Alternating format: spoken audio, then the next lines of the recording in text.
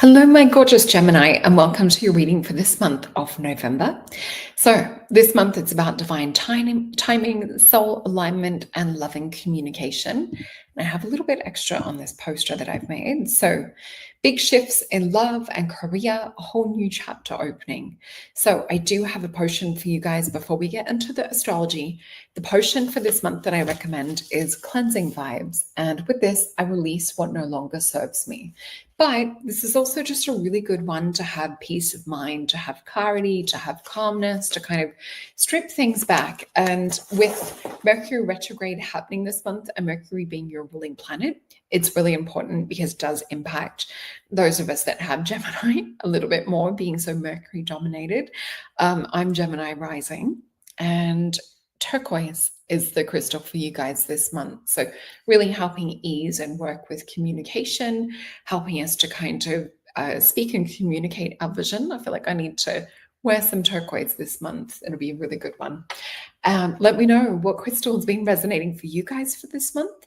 And also remember to check out your sun, moon, rising, and Venus signs.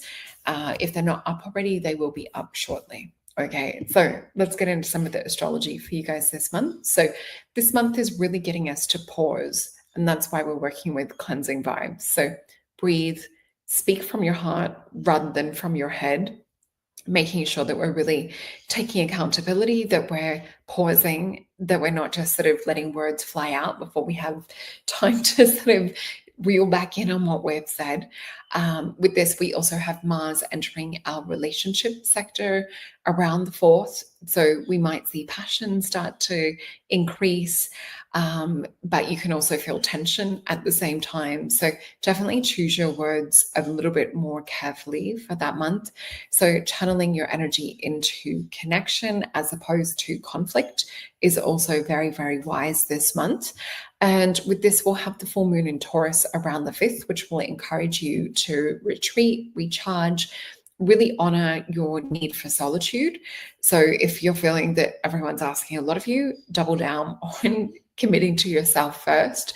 So with this too, we also see that with needing more clarity, sometimes we see this come up when we have that stillness, we have that peace, we have that quiet. So making more time for meditation, for connection to self. I'm also seeing a vision of a spa. So maybe some spa time or going away to a little retreat from life. And from the 6th, we'll see Venus bringing more harmony into your work life. So teamwork flowing smoother, creativity begins to start to arise and sparkle again. So with your ruling planet Mercury turning retrograde on the 9th, slow down, pace yourself, really listen more deeply, as we were saying before responding. So this is definitely a peak time for miscommunication, misunderstandings, but remember it's only temporary as well. So don't feel that you need to go and hide away. Just really be careful and reflect before you speak. So this can also help to bring up communication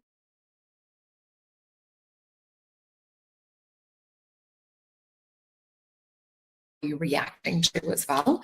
Really important to see that. It's a chance to kind of reflect or redo. It also is a time when we have Mercury retrograde that we can see blasts from the past or ex-partners, things come back where we notice more pattern recognition.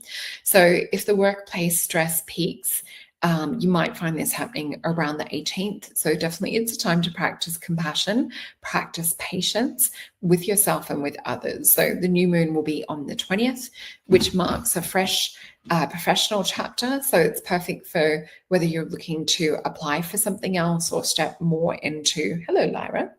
She's come to join us under the table. So whether you're looking for, whether it's a higher pay grade or more opportunity, more growth, this is a really good time around the 20th. You just want to be careful with signing anything before the 29th. So it's not long to have a think about it if an opportunity was to come up.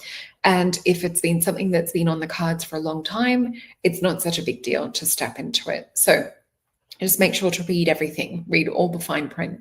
So with this, we all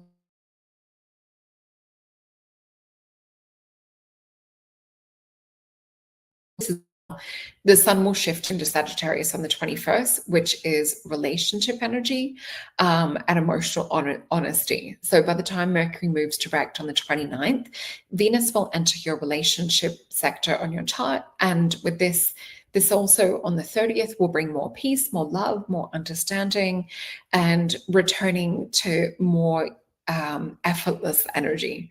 So it's less about having to really think and just be able to kind of express yourself, because Gemini, you're usually quite good at that. So when these retrograde hits, it just, can feel a little bit odd. So with this is all about opening your heart at the end of the month and remembering where you have your connection, where you have your voice. So let's have a look into the tarot and see what Spirit is showing us, what is coming up for you guys for this month of November. So Spirit giving us the heads up.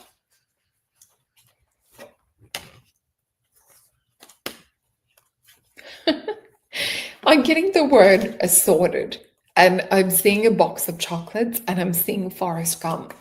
So that famous quote of life is like a box of chocolates. You never know what you're going to get.